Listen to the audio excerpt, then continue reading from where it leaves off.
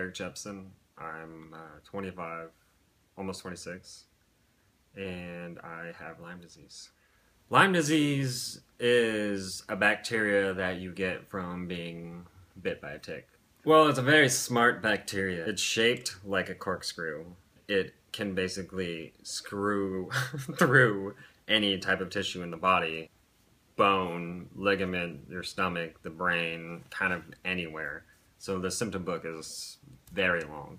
For me, the most common symptoms are chronic fatigue, brain fog, muscle aches and pains, and especially like any old injuries I had, like ever had, they just ache really like the most.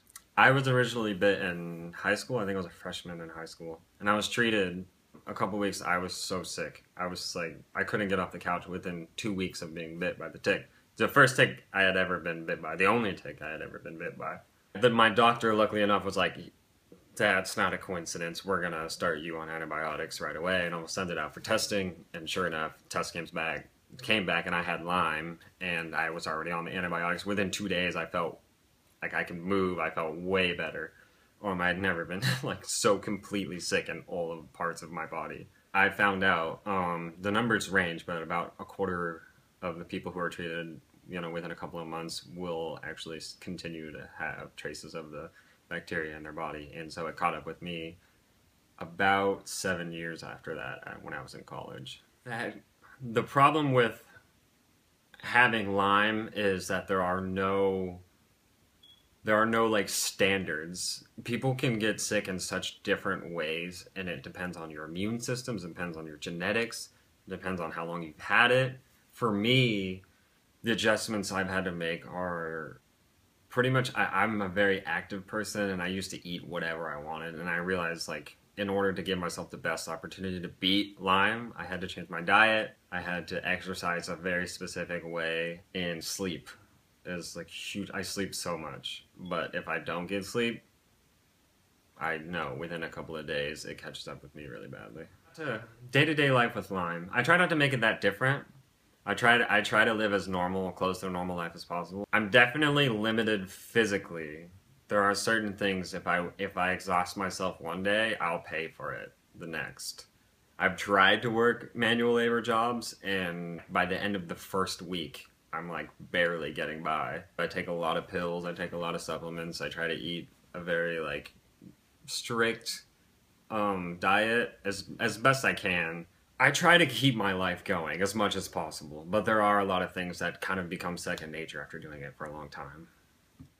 To beat Lyme, it's ever changing. I work with my doctor, kind of like changes up the treatment quite a bit based on my symptoms. I did a fundraiser, and people that I never thought would donated, and it was kind of at my lowest point in the treatment when I just felt like I didn't know whether I wanted to keep going. I didn't really have an option. It's like, just quit and be sick, or keep fighting, but I just had no drive. I was depressed and felt helpless, and I was paying so much money that I didn't have for a treatment that I wasn't sure was going to work. And for what, But having all these people reach out to me was just like a huge uplifting moment. It made me feel like a sense of purpose and community, and that I was cared about, which I wish it didn't have to be because I was getting fundraising, but that's what it took for me to realize that, I do matter.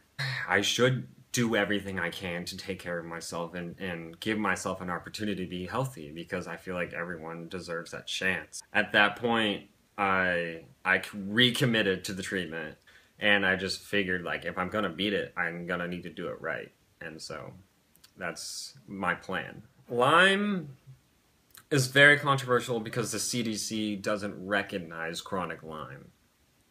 Because of that, doctors can't necessarily treat patients as if they had chronic Lyme. A lot of times they kind of have to treat them for other things, and they're always at risk of losing their medical license because of that. They can't really go through insurance because insurance won't cover something that's technically not legal under the CDC guidelines. They say chronic Lyme doesn't exist, so why should an insurance company have to pay for something that doesn't exist? And it's not cheap. The way our medical system is right now, appointments are $450 for one, and I have an appointment every 6 weeks. You need blood work monthly, and that costs anywhere from, if you have insurance, if they cover it, you know, $10 deductible to, there are tests that are over $1,000 for Lyme. The costs can just be like unbearable sometimes. Having Lyme has taught me that I can deal with anything pretty much.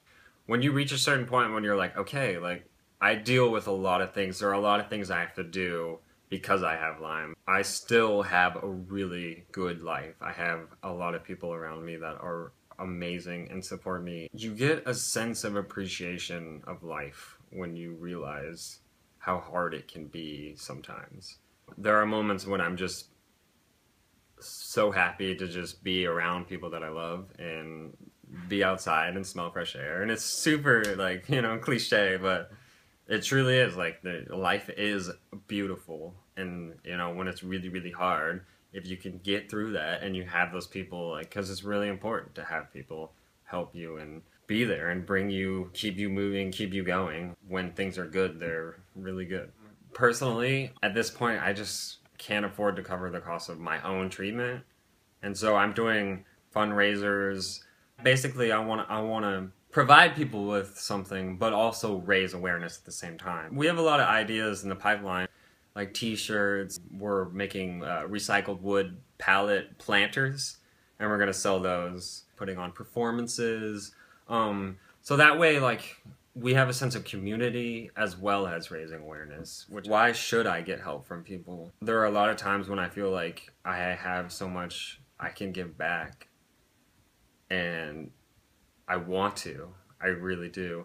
And so if I can get to a position where I'm not scraping by, then I can put some energy into the things that I am really passionate about, and also help people in similar situations as myself.